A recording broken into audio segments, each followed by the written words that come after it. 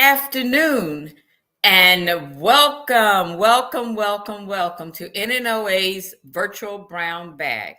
I'm Captain Mary McAdams, United States Navy retired, and I am the Career Development Chair for NNOA. Our mission is to enhance sea service operational readiness by supporting recruiting, professional development, and retention. And this is a professional development session. We are trying to make sure through NNOA that we increase our diversity, the diversity in our officers corps. So please join us today for this discussion on the U.S. Coast Guard. As you know, the sea services are the Marine Corps, the Coast Guard, and the Navy. I have two announcements for us. Join NNOA in Norfolk, Virginia from July 28th through August the 2nd for our annual symposium. We will be at the Marriott Waterfront this year, and we will be joining forces with the Association of Naval Service Officers, better known as ANSO. You don't want to miss this. It's going to be a great event. Again, it will be July 28th through August the 2nd, and we will be in Norfolk, Virginia at the Marriott Waterfront. Our second announcement is NNOA has launched a networking challenge. We launched this last month, and what it does is that we are asking all officers to connect with 100 different officers and have a 15-minute conversation. So the idea is, it's one thing to pass someone in the hallway and say, hello, this is my name. But it's another thing to sit down 15 minutes and have a conversation about that person, getting to know them, getting names and telephone numbers, and contacting them again. So this is not mentoring, this is networking. And the challenge is for you to connect with 100 different officers or enlisted personnel or civilians and send that information to chariki@gmail.com. So this will go through the month of June or July, and we will announce the person who has the most connections at our conference. Well, let's get into the topic for today. I hope you have your lunch and your questions. Now, today I only have water because we know water is good for us.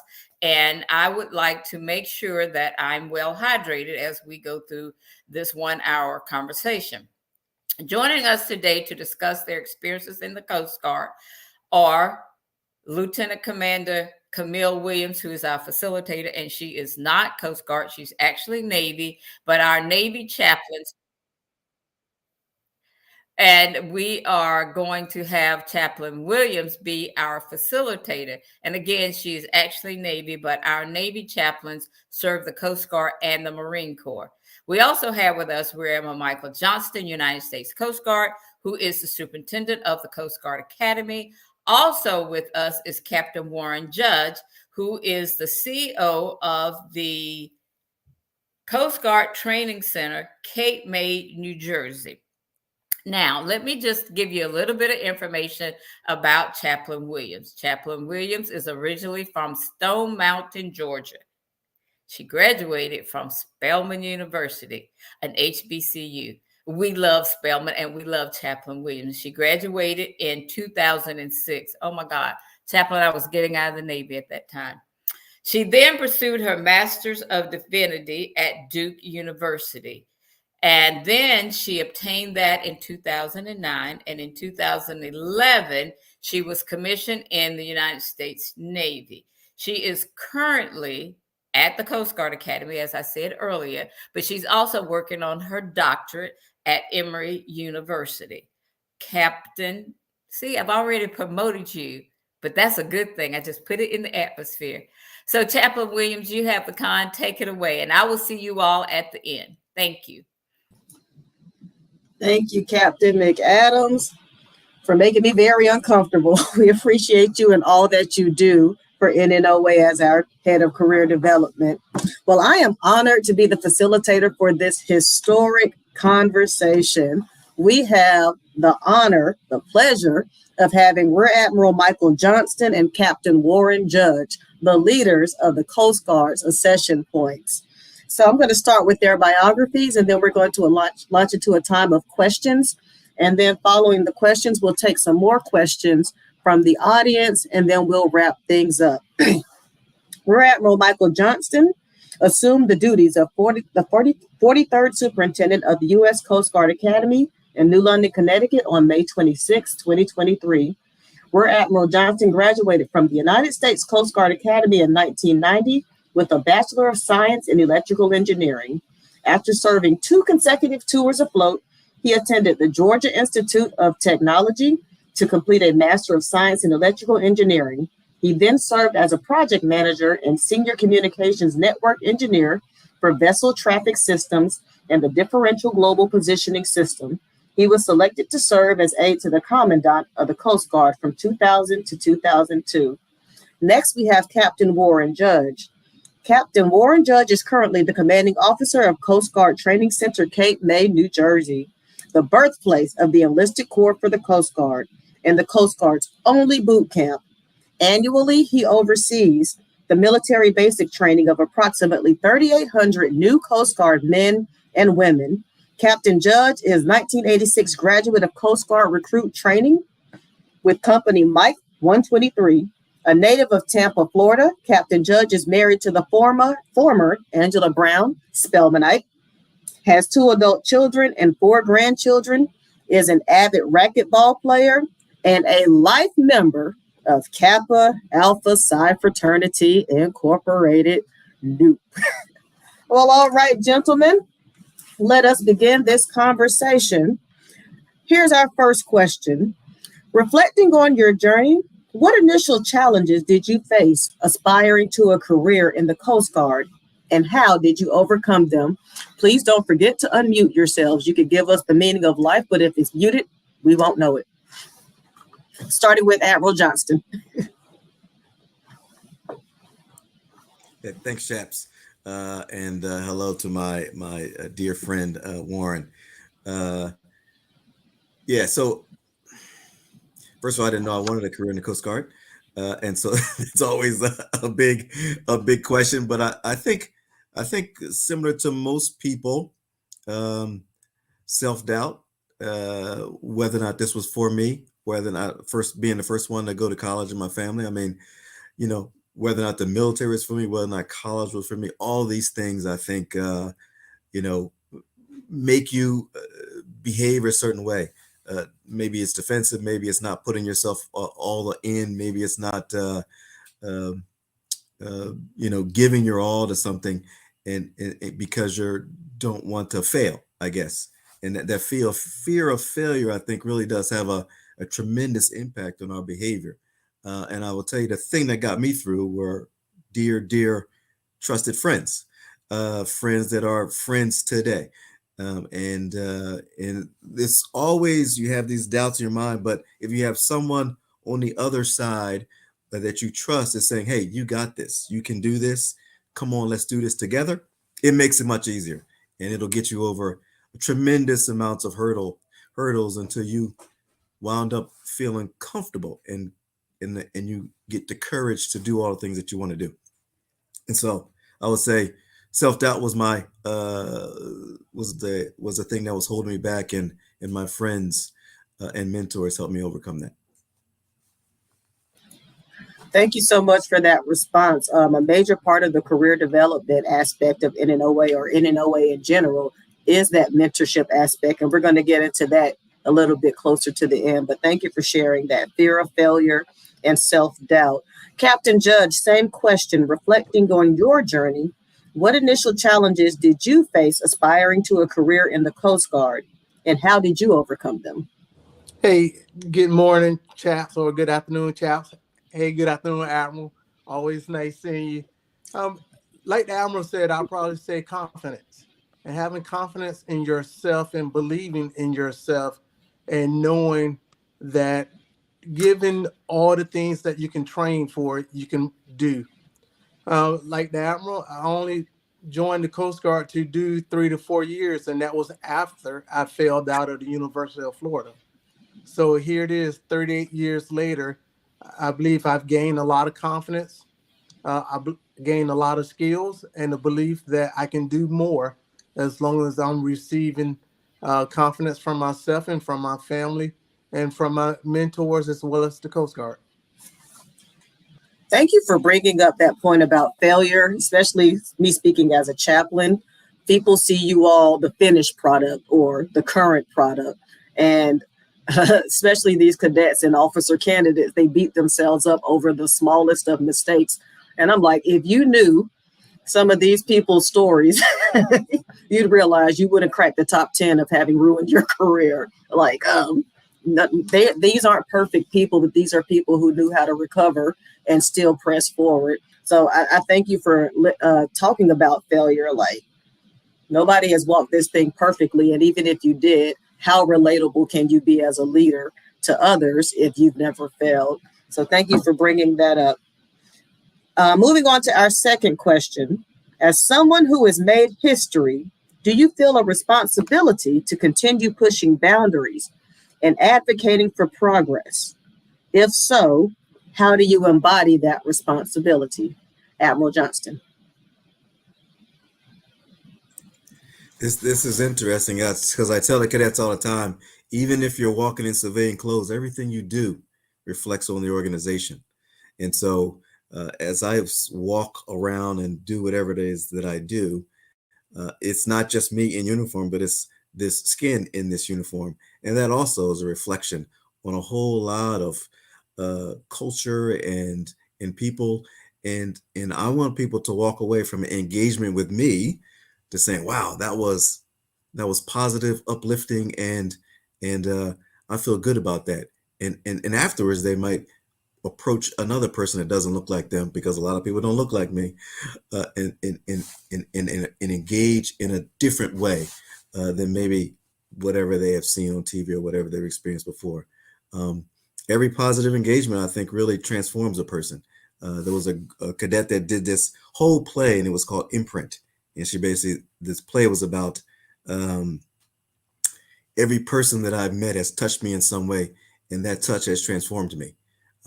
And so if I can do that in a positive way, I take that as a personal responsibility, and I try to make it a good engagement with everybody I meet, for both the skin color and for the uniform that I wear. Thank you so much for that, sir. Everything you do is a reflection of the organization. So regardless, even if you're a chaplain, I'm wearing your uniform. It says Coast Guard. Even though I'm Navy, I still reflect the Coast Guard. So that's a wonderful reminder. Same question, Captain Judge. As someone who has made history, do you feel a responsibility to continue pushing boundaries and advocating for progress? If so, how do you embody that responsibility? Yes, ma'am. Thank you, Chaps. I definitely appreciate the question. Making history, I'm the first African-American commanding officer at Training Center, Cape May, who has gone through boot camp, then returned to be the CO. I'm the second African-American CO at Training Center, Cape May overall. And the way that I like to do my best on giving back is allowing the recruits who look like me to let them know all things are capable, all things are possible. You just have to believe, and you have to be able to get through the resiliency part that it takes. Now, we also have to reach back and mentor. Admiral Johnston, I definitely lean on him heavily for like mentoring, but also reaching back down and finding that lieutenant or that Lieutenant JG who's willing to put in the work and want to get to where they want to go. And knowing I've been through it, hey, I have to give them that opportunity, and I have to show them the respect that is due to provide that mentoring. Yeah, y'all getting into that mentoring discussion pretty soon. But again, that is very key to what we do here. So not quite getting into the mentorship question just yet. But for our third question, will you share an instance where you had to make a difficult decision as a leader, balancing inclusivity, equality, and the Coast Guard's mission? And I can ask that again if I stumble.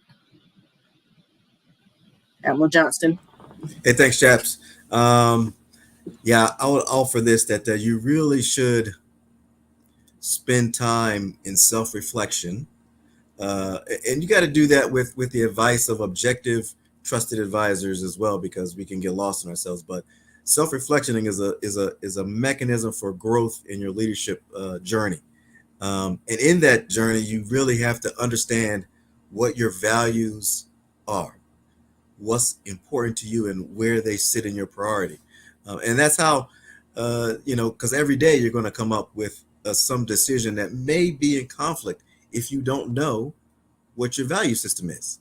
And so I'll give you a great example. Sometimes, you can't create a win-win-win for the member, the organization, and the unit, or whatever it is. I happen to be in OPM, West, where we do all our officer assignments, and this CO of a boat in Bahrain wanted to fire an ensign who just got there because English was his second language, and he was struggling with radio communications, which was creating a hazard. It's creating a hazard. So ruin this ensign's career, in my opinion. Where was the training? Where was the opportunity given? Was it a good match for his skill set? And so we had a long talk about that with the commanding officer, and rather than relieve him, we gave him an opportunity for a transfer to a D7 FRC, where his fact that English was his second language, but his first language was predominant in the area, and it became a tremendous asset. And so rather than removing or creating a stigma, we just really turned it out to be a training thing. And then I had a long discussion about mentorship and teaching and training for first tour and second tour JOs. Those are training tours, and we should not be, treating those as punishment. So I had also a long discussion about educating and training the CO as well. And so I thought everybody gained from that, but it started out to be a very difficult situation for I think all parties, because it was creating some serious safety issues. And so mission was affected. And then you had this, I don't think they were seeing the whole picture and all that this person's capable of, because we had blinders on. How do we educate the CO? How do we give opportunity to the young JO? And then how do we make the mission go? There's a tough balance, but those things happen every day. As long as you understand what your value systems are, and you talk to people in objective mentors in objective fashion, you'll find the right answer.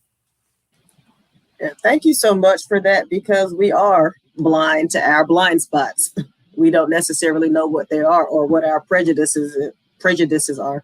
And people hear prejudice and there's a negative connotation to that, but it simply means to prejudge, no pun intended, Captain Judge. But and we all have that in some aspect of our lives, and we're just not aware of it. So you're right, spending time in self-reflection and understanding what our values are. And it's just a matter of, this is not his strength yet, but in the meantime, this is an asset in this aspect. So knowing where to reassign or where to put people until we can get them up to be a more well-rounded individual. So I appreciate that. And thank you for the clarification, Captain Judge, about your position at Cape May. I did not know you were the second one, but still, you both are the first. I think it's the first time in the Coast Guard history to have two black men at the accession point. So thank you for that. Same question, Captain Judge. Will you please share an instance where you had to make a difficult decision as a leader, balancing inclusivity, equality, and the Coast Guard's mission? Yes, thank you, chaps, for that question. I believe the one instance I would go back to is during Hurricane Katrina, when we were rebuilding the command and control infrastructure under then Commander Johnston's leadership, now Admiral. But we were there, and he trusted us to go to and from New Orleans from Alexandria, Louisiana. And I took a team down to New Orleans, and some of the team members wanted to go out and enjoy whatever activities was available, throughout the evening. And I gave them a hard no. I had to take the leadership position on, hey, once we get down for the evening, we are down. No one's leaving the site where we are, and we're going to get some rest. And they were all upset. They were upset that I wouldn't allow them to go out for the evening and ride around New Orleans or do anything else. But the mission there was to rebuild the infrastructure and get well rested, because we were back at it day in and day out. So that tough decision on not being able to go out was a decision that I had to rest within myself and reach back to the command and tell them, my XO Cornell Perry, hey, the decisions I made in the event that he heard some grumbling from the junior staff. But that decision rested well, and now myself and some of the other junior members, we are like the best of friends. Yeah, at some point we all got to be the bad guy. It comes with leadership. Something I'm always emphasizing when I am counseling, like, it's unavoidable. You will be the bad guy at some point in this. And if you think you're going to go through this and always be the beloved one, I've never seen it done. I've never seen it. Not saying it's impossible, but at some point we will all be the bad guy. This question kind of reminded me of a situation I was in on my second ship. I was at a captain's mast, and two sailors were accused of the same crime. And before the captain brought them in for the proceeding to happen, he told us what his decision was. And he said he was going to let the young lady go, let her off with a warning, but that he was going to find the young man guilty, and which would mean he would be reduced in rank. And he asked everyone in there, his executive officer, his master chief, and the chain of command for the young people, the legal officer and the chaplain. He asked each and every last one of us what we thought about that. Only two of us said, sir, you need to give them the same punishment because it's just not going to look good. First of all, the young man had never been in any trouble in his career. This was his first time being in trouble. So people are going to see this as a gender issue.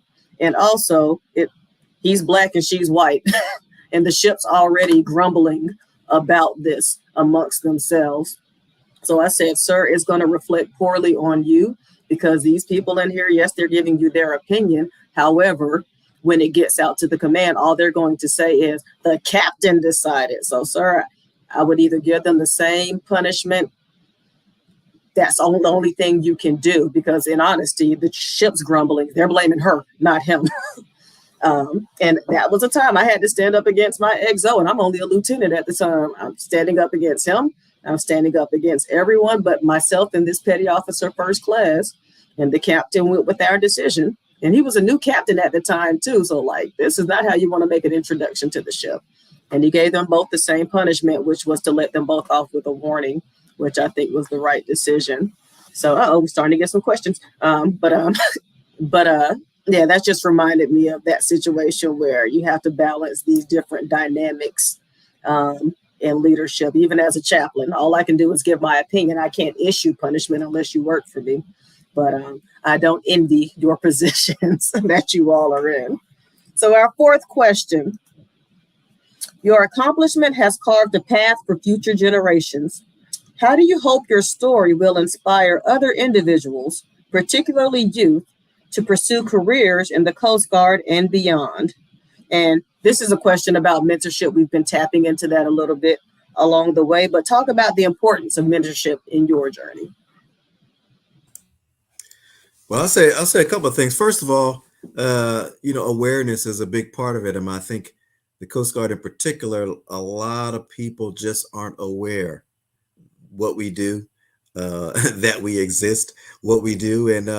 And so just being out there and telling those stories about the adventures that we've had, I think it does capture attention. And at the end of the day, people want to see somebody that has navigated the organization successfully, that looks like them, to know that it's possible, to know that they too can rise as high as they want, given their commitment.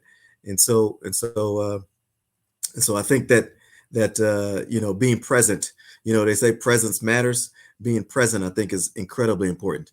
And then from a mentor's perspective, I mean, nobody makes it through this organization or through any successful thing without having someone in your corner, multiple someones in your corner, to really help you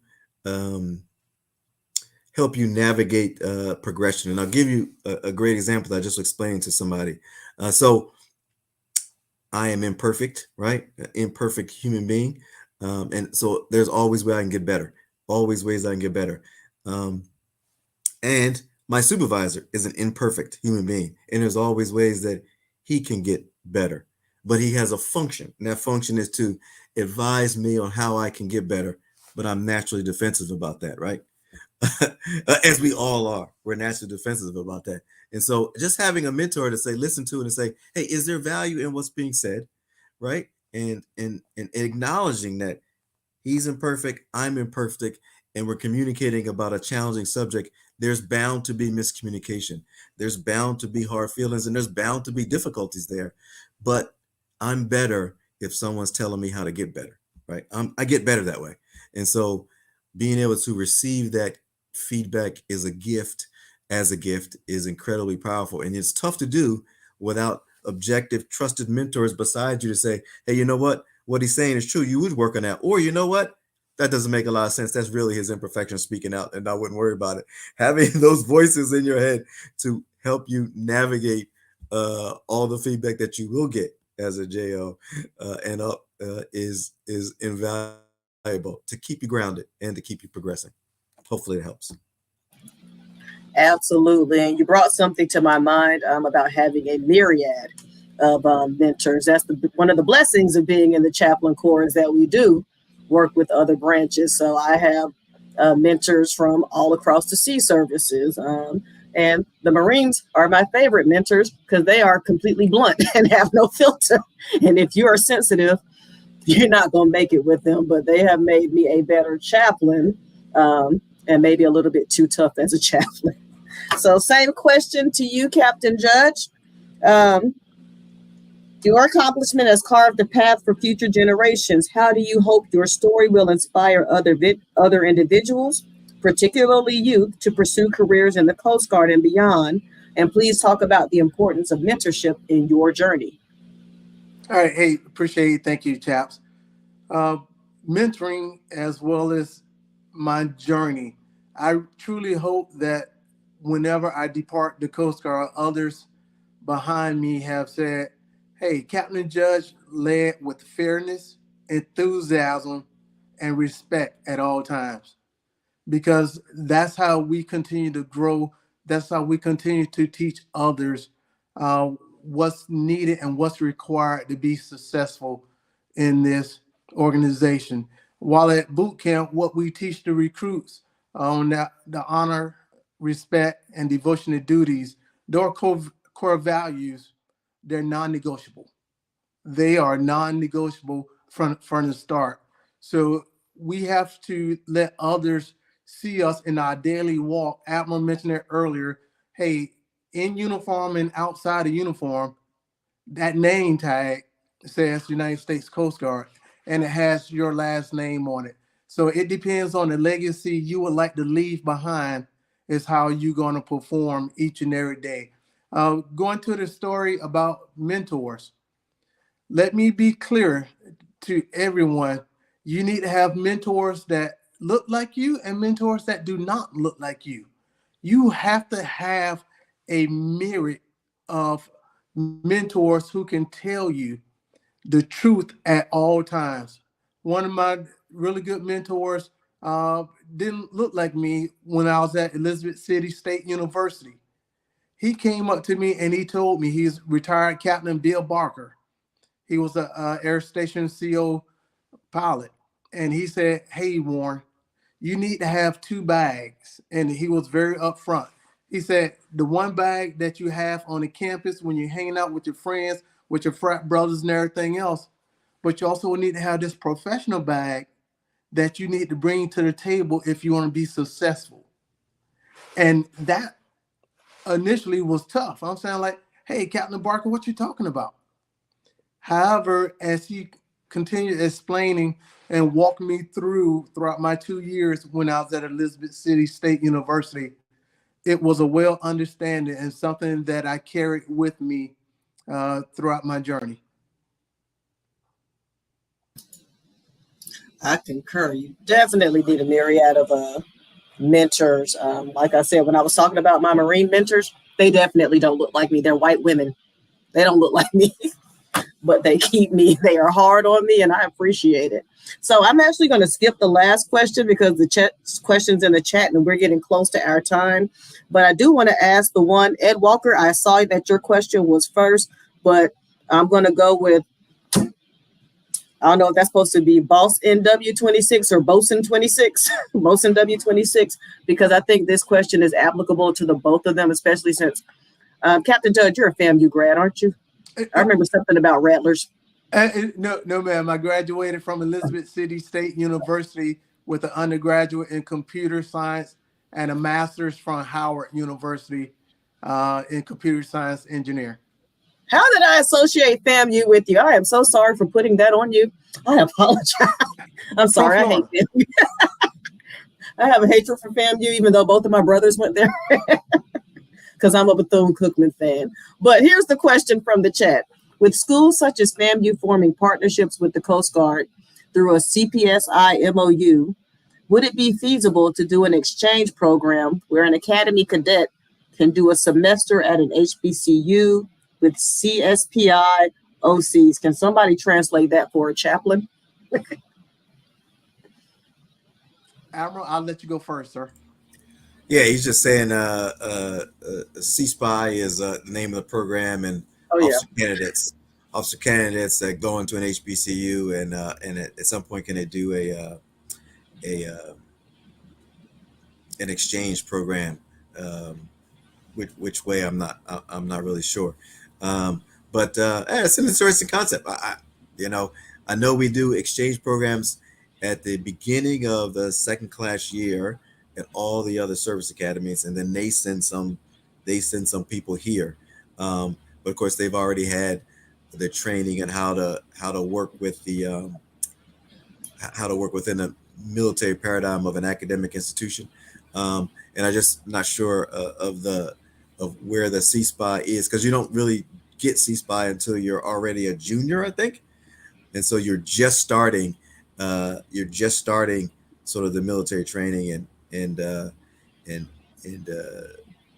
so you could probably have a cadet jump out, but having somebody jump in as a second class here, I think would be super challenging, just because they have 2.5 years of rigorous military training that they're expected to execute as a second class. But interesting concept for sure. Yeah.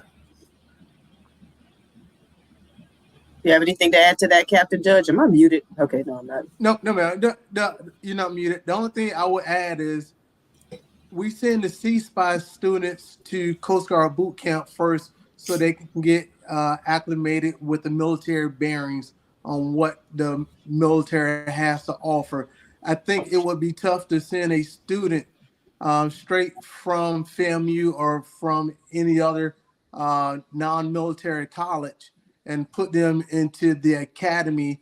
And as Admiral mentioned, I think they would get left behind because all the daily events that a person goes through at the academy, everything is all rigor and planned out, and they may not understand what the military has to offer. All right. And Eric Jones, thank you for spelling it out for me. I appreciate that. Back to Ed Walker's question. With enhanced remote work platforms like Manta Virtual Desktop, which I am very grateful for, What strategies can be employed to guarantee equitable treatment and opportunities for all members, regardless of their rank or role? Admiral Johnston.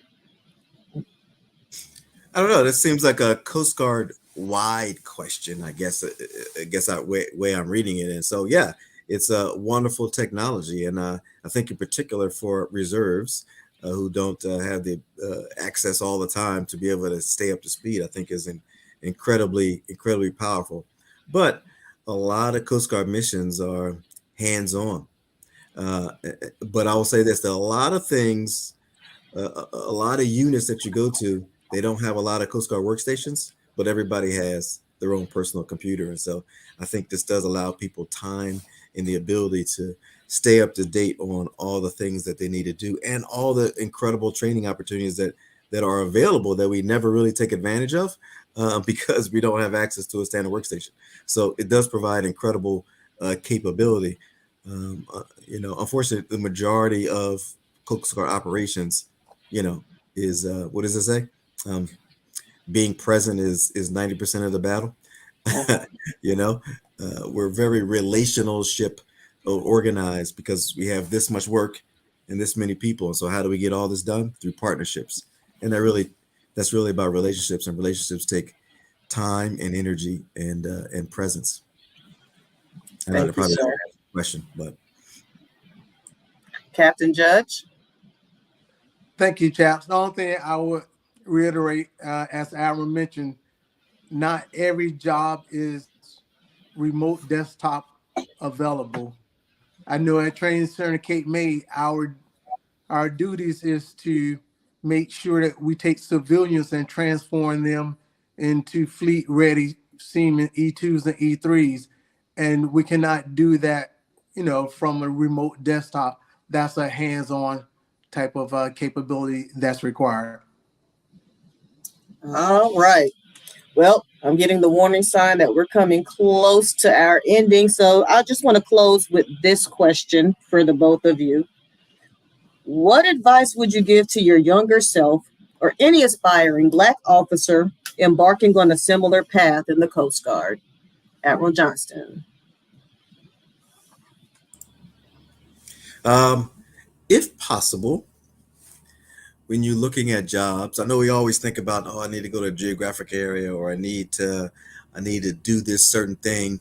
And if you were to follow my career path, you will see that it followed no necessary thing. I did get skill sets in a lot of areas, but I followed my passions. But more importantly, if I possible, try and pick your boss, right? There's some extraordinary leaders out there, and working for one for a little bit of time can transform you. That's what happened to me.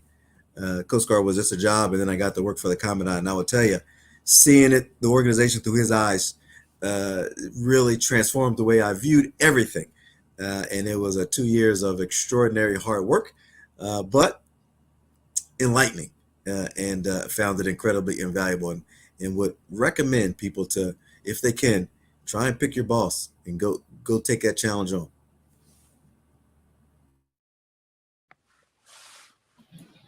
Thank you, sir. Captain Judge, same question. What advice would you give to your younger self or any aspiring Black officer embarking on a similar path in the Coast Guard? Hey, thank you, chaps. The advice I would give to my younger self is, don't be afraid to be successful. When I came in the 80s, you had your crew that was cool, and that crew may not necessarily was doing everything to get promoted. So you had to make that decision. Hey, when are you going to leave the cool crew behind and get with the crew that wants to make a difference, that wants to be successful? And there's so many challenges you will face, but you have to meet each challenge head on. Bad news doesn't get better with time. So don't be afraid to be successful, and don't be afraid to meet the challenges head on. Thank you, everyone, for this superb discussion. I am so honored to have each of you be with us today. Admiral Pringle sends his thank yous.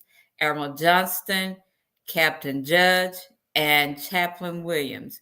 Thank you, Chaplain Williams, for putting this together. It was very enlightening. I enjoyed every comment, every question.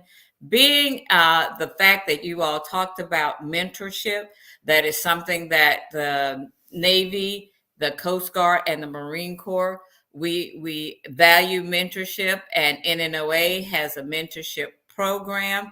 And so if you are wanting to be a mentor, or if you want a mentor, please go to emilitary-mentoring.com and sign up to get a mentor or to be a mentor, because that is an important thing, to have someone talk to you on a consistent basis about your career, your personal life, every aspect. And this is not networking, this is not career counseling. We're talking mentoring, someone that's going to follow you for 6 months, a year, maybe your entire career. So it's important. And I thank you, Admiral Johnston and Captain Judge, for bringing that up, because they can talk to you about your self-doubt, about your failures that you think you've had.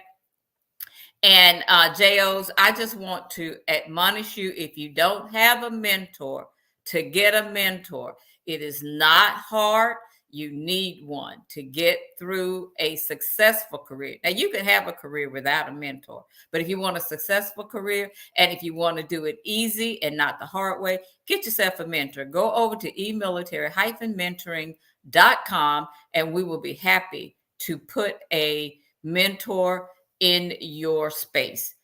Again, thank you, sirs, for being with us. Thank you, Camille, for putting this together. We want to also thank Kwan and her assistant for being our trusted IT people in the background. We also would like to thank the audience for your questions and for being with us today. If you know someone who did not get an opportunity to join us for this virtual brown bag, it will be on our YouTube channel, NNOA.org /careers, and you can view it and other virtual brown bags that we have done in the past. So next month, we will be on the third Tuesday in March, and we will be talking about graduate education. Now, that is something that you need in order to be successful. We have tickets that we have to put, we say punch, jobs that you have to do in all of our C services, and getting career education is